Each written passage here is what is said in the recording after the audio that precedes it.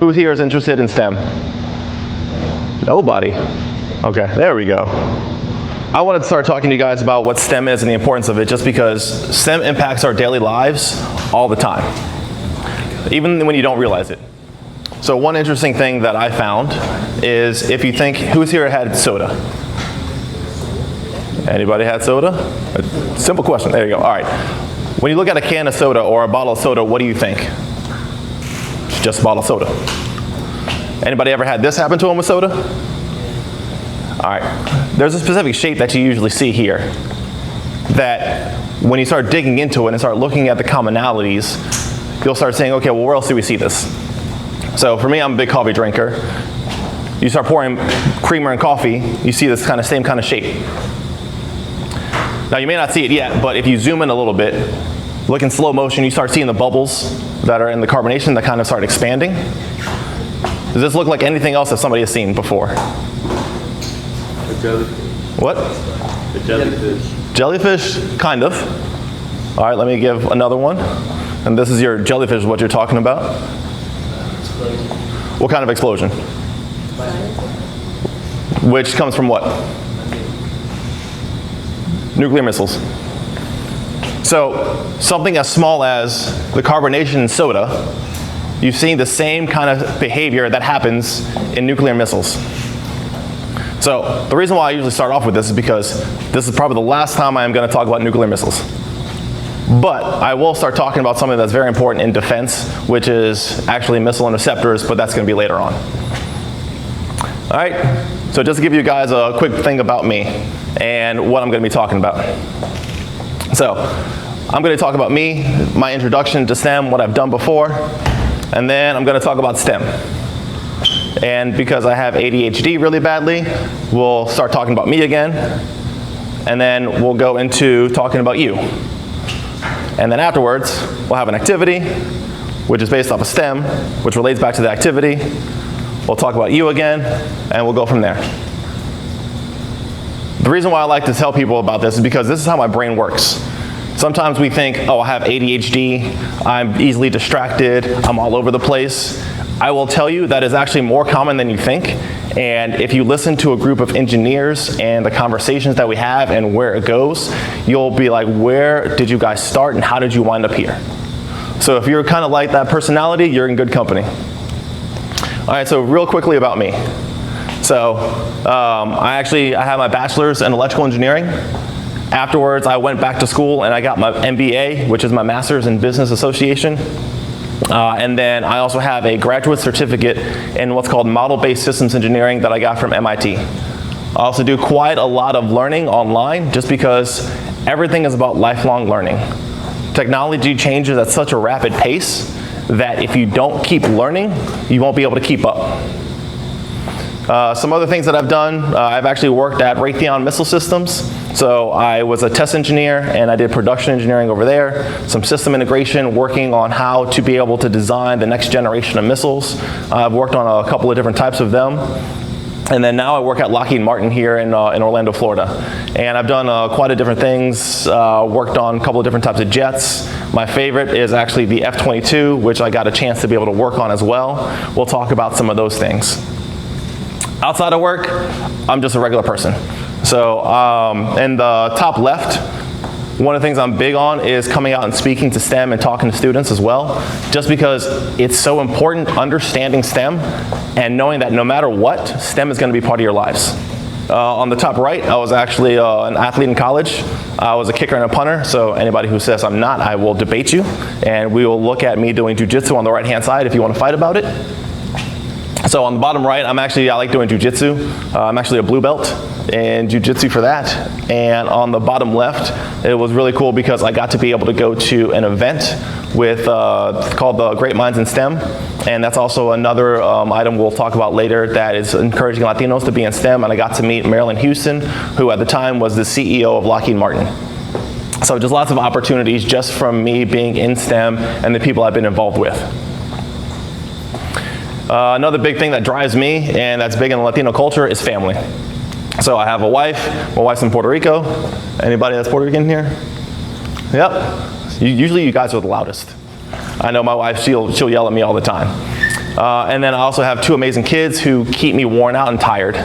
So this is my daughter, who she is 5 and she runs around.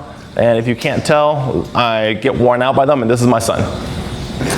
And as you can tell from the picture, my wife likes to take photos of me in compromising positions and usually use them against me. All right, so who here knows what STEM stands for? Science, technology, engineering, and mathematics. I'm not going to say you're not allowed to use that on the test. Don't let people constrain you from things that are in front of you. So yes, science, technology, engineering, and math. Can anybody give me an example of science? But like what give me a class. Chemistry? Yeah. What about math? All right, let me put it this way. Tell me your least favorite math class that you hate. Geometry. That was quick, but that's a math. Pre-calculus? I didn't like geometry either. That was my least favorite. I was big into, surprisingly for me, calculus was easier than geometry. Anybody here taking calculus? No calculus yet? Some? Awesome, good. So I might be a little bit biased, but in my opinion, engineering is the best of all the STEM ones. Just because when you think about like chemistry, biology, you're just kind of observing things. Same thing with math, you're just working on equations. For engineering, you actually get to take things that are ideas and then you apply them and make something real out of them. We'll show you in a couple slides just some examples of those kind of things. All right, so who here knows what civil engineering is? It's like building roads, houses. Roads, houses, what do you see up there in the picture? Bridges. So think infrastructure. Your different types of buildings, your roadways, whether they're done good or poorly, you can kind of tell. Anybody here been stuck in traffic? Blame a civil engineer for not designing it enough to have the flow of traffic. Don't blame me. Civil engineering is a big important thing because my sister is actually a civil engineer. You need buildings, bridges, those kind of things. Another type of engineering is mechanical engineering. Give me an example of if somebody knows what mechanical engineers do. What do you think they work on? Cars? Yeah. What else? Devices. What was that? Devices. What was that? Devices. Yeah, what kind of devices? That's fine. But yes, there are different types of devices. So you think fins on a plane, they work on rocket motors. I've worked on a couple of mechanical engineers that help me out with that. Big one that people think about is cars and car engines. All right, electrical engineering, the best of the bunch. What do you think electrical engineers do? Power plants, that's one of them. That's when we talk about power systems, big electrical engineering factories that produce power for cities. What else? Anybody here have a cell phone? Exactly, okay, so cell phones, electronics. I'm gonna stand in front of here no matter what, so you might as well talk back to me. Otherwise I'm gonna start calling people out. All right, chemical engineering, what do you think that is? Like medicine? That's one of them. Anybody else? What? Fluids. You say foods? Fluids. Fluids, yes, fluids.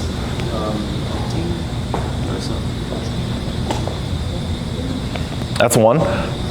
One thing that we don't think about that chemical engineering is involved in is food. You ever wonder how your food gets processed? How they know what chemicals to make sure it cooks correctly? So chemical engineers are very involved in food as well that we eat. Also, the containers. You think about plastics. You have to be able to develop the plastics from all that. All right, and then software engineering. What do you think software engineers do? Coding. Coding?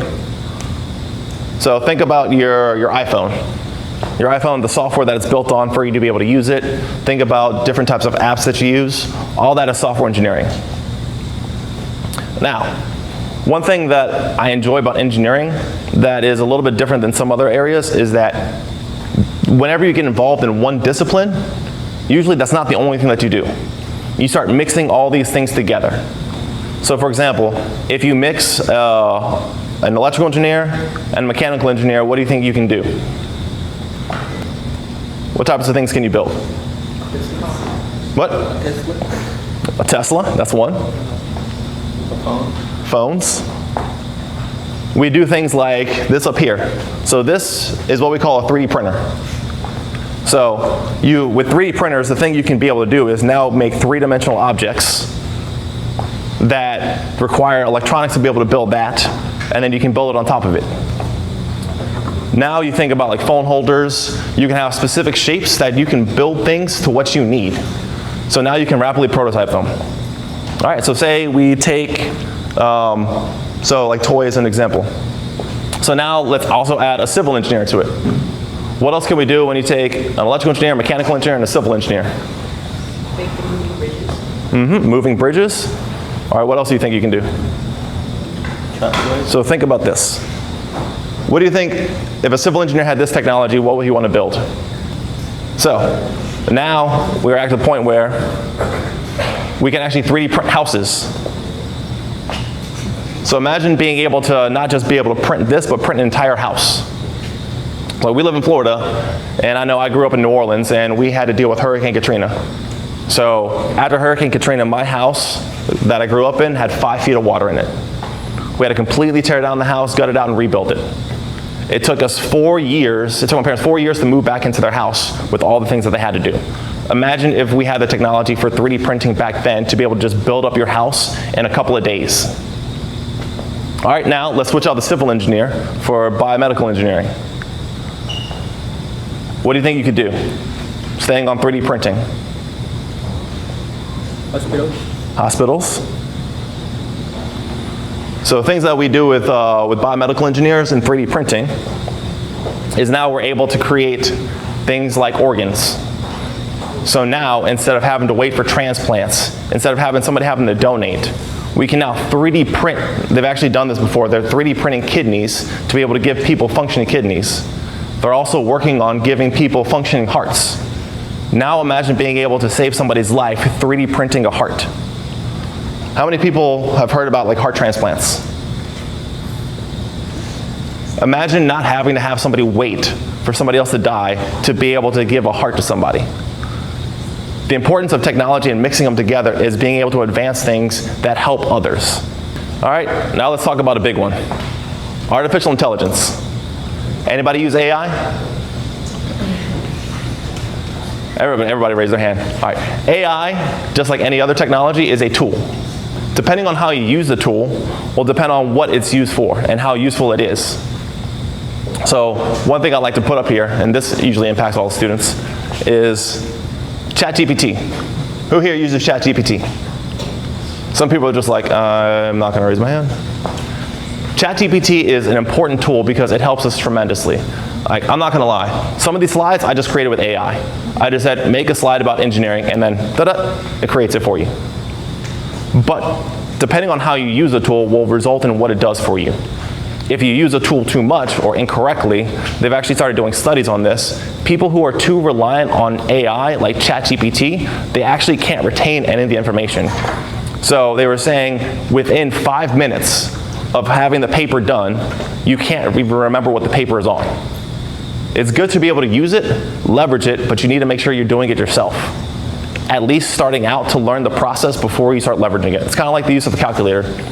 You ever wonder why they make you do all this math if you could just do it in the calculator? Because you need to understand the concept to be able to build off of it. We're going to do this, we're going to do a project a little bit later on, and we're going to talk about how these activities can relate to larger things. Now, an example of where technology is actually also useful and used for good. So AI actually has better detection rates of things like lung cancer than some doctors now. But the important thing about AI is you have to still train it. The thing that's dangerous about AI is that it gives us an individual truth. Anybody ever do like Google something and you see how many results do you usually see?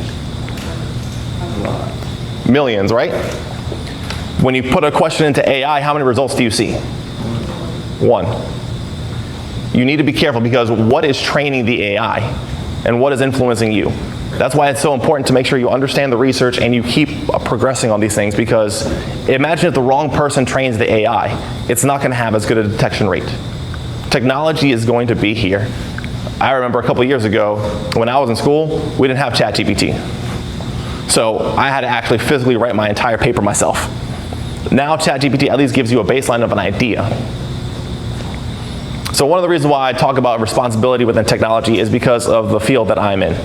So I am actually, like I said, in the defense industry. I've worked on missiles, I've worked on jets, and a lot of things. And depending on how you apply that technology, changes lives.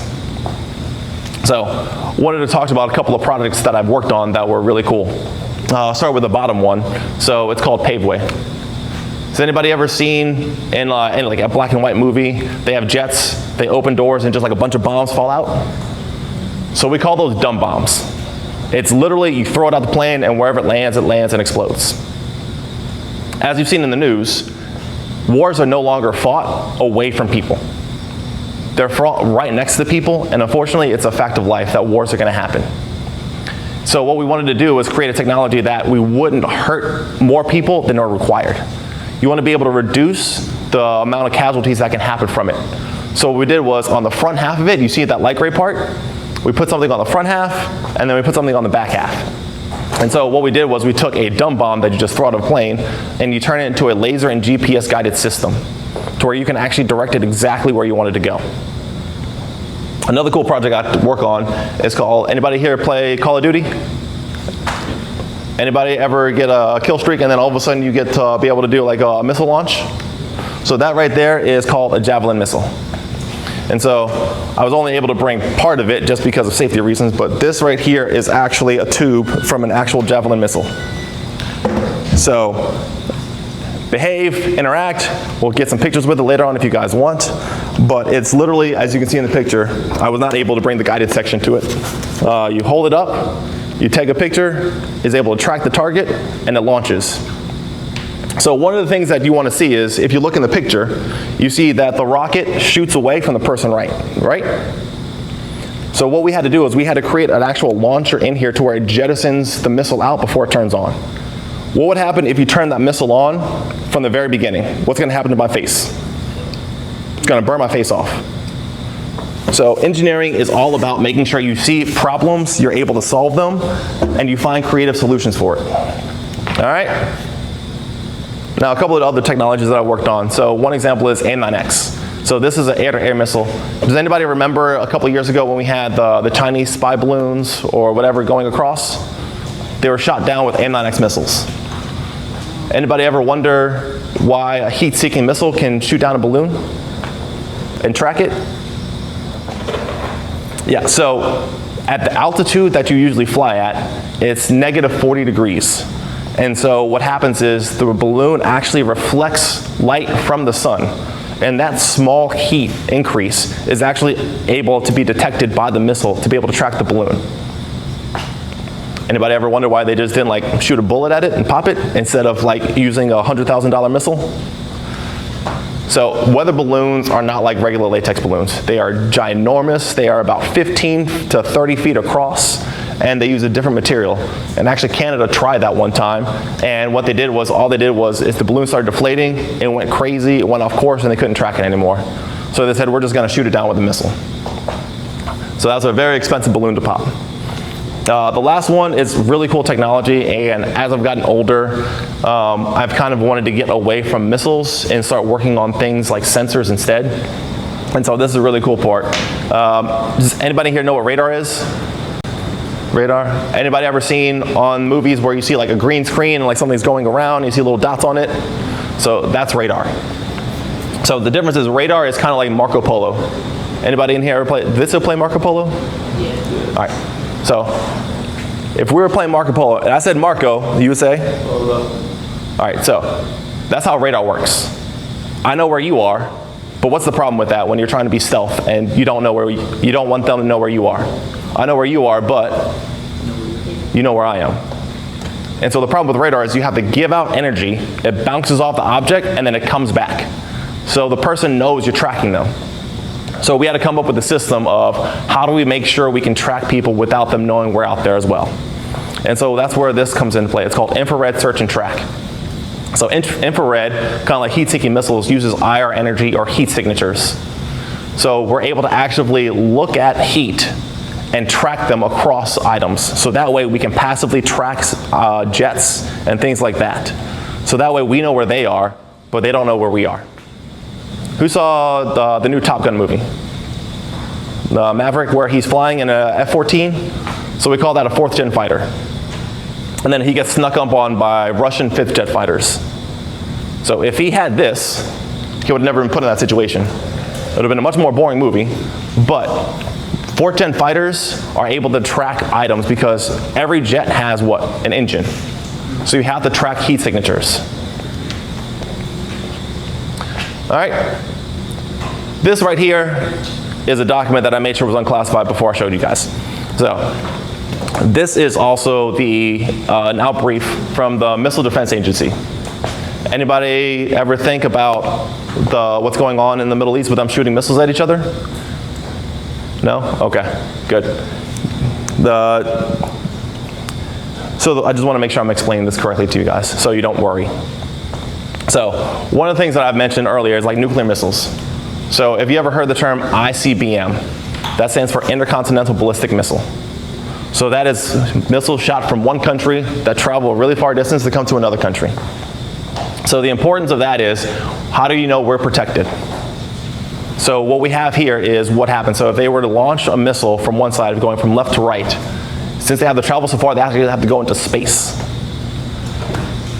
And so what we found out is we have the technology to be able to track these items that go super fast with our own. And so we actually have something called missile interceptors that work on being able to track missiles that go into space that are coming back to us. So the really cool thing about these is that instead of shooting it down with another missile and exploding it, these use kinetic energy, meaning they will travel and then just use energy and run into it so fast that it explodes. If you look on the top left-hand side, that's called an EKV, or exo-atmospheric kill vehicle. So what this will do is it'll get launched into space, it'll track where the missile is, and then it'll run into it. Now these missiles travel extremely fast, like satellites. Does anybody know how fast a satellite travels? Any guesses? None? All right. A satellite will travel at 15,000 miles an hour. Do you know how fast a bullet travels? 1,500. So these are traveling faster than a bullet. So hitting another missile in space is the equivalent of hitting a bullet with another bullet. And what we do is we actually shoot these and try to make sure I kind of bring this down a little bit. Anybody know if you need to get somewhere, what do you use? If you don't know where you're going before, you use a what? GPS. GPS is used what? Satellites? All right. Satellite technology for GPS tracking is a little bit unreliable in space. So, how do you track something if you're not using GPS of where you're going? What do you think you would do?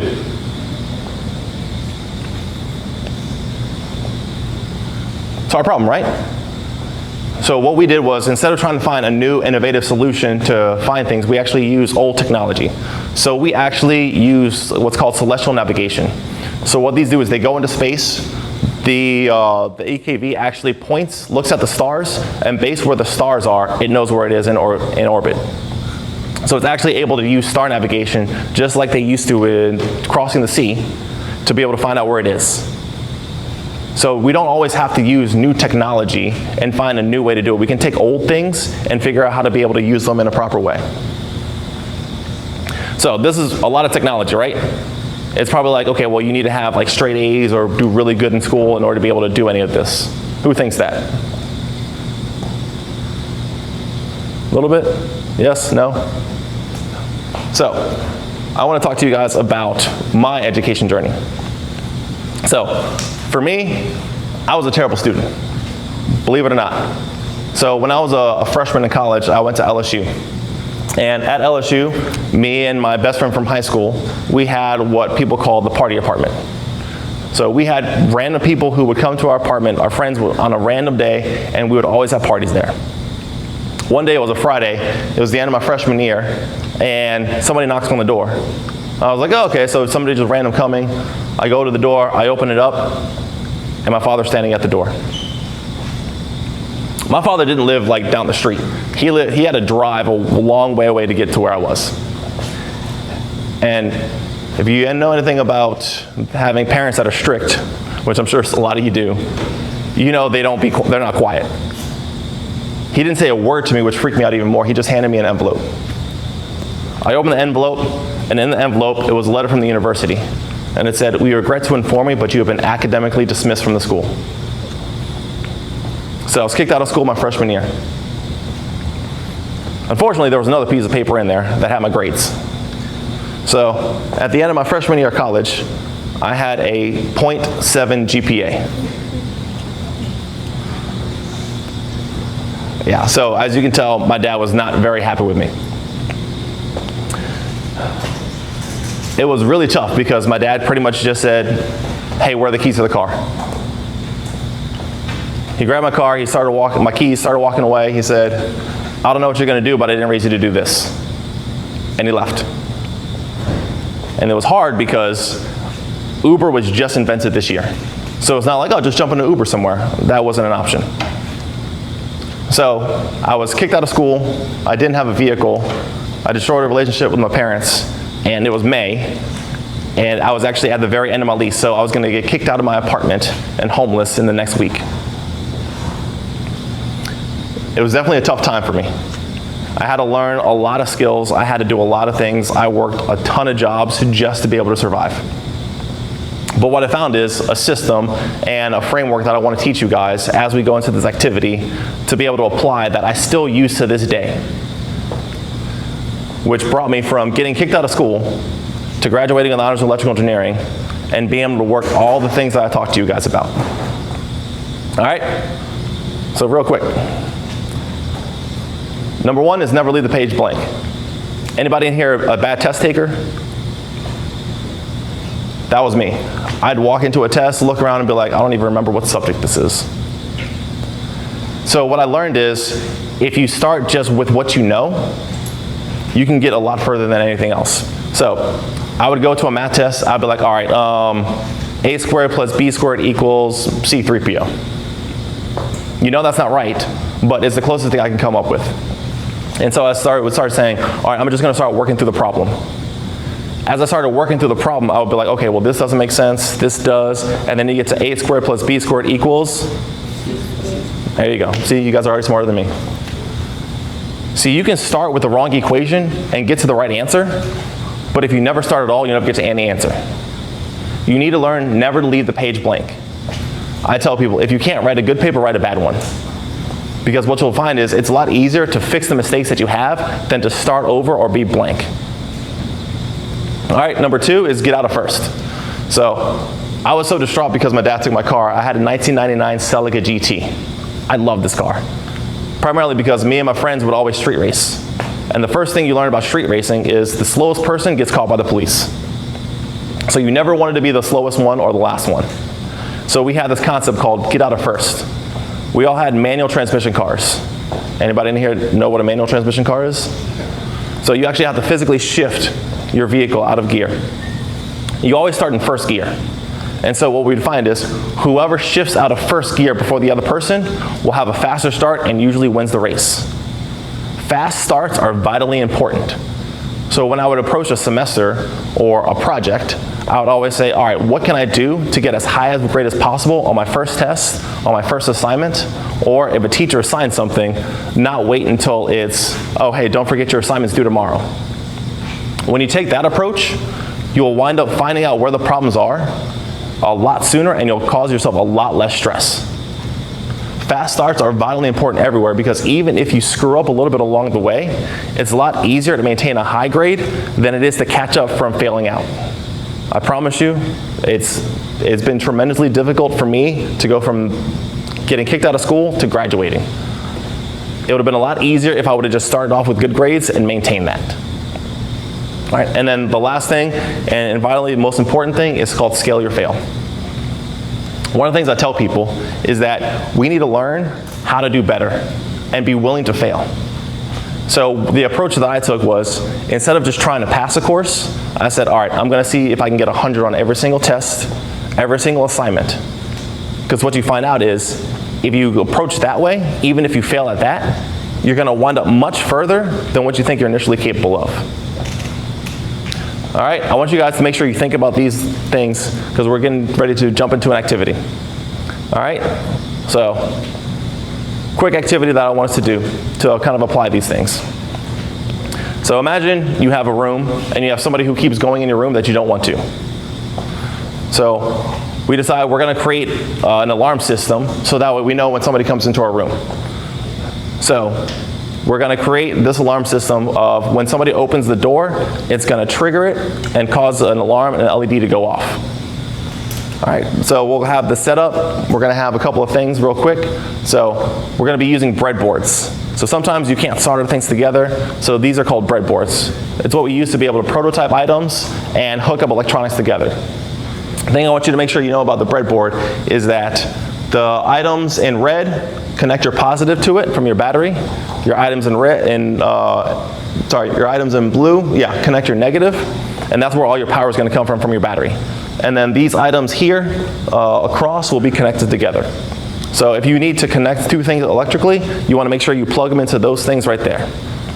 Don't worry, me and my associate Ricardo over here will be helping you guys out, making sure you can kind of do this.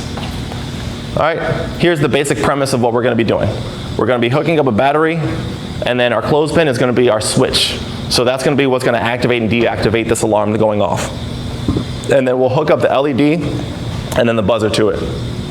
All right, we're going to partner up in groups of 2 or 3. All right. If you have 4 people at the table, 2 and 2. If you have 5 people, 2 and 3. If you have 6 people, 3 and 3, I guess. And then, we have space over the tables as well. So if you have too many people at their table, feel free to get up and go to the back.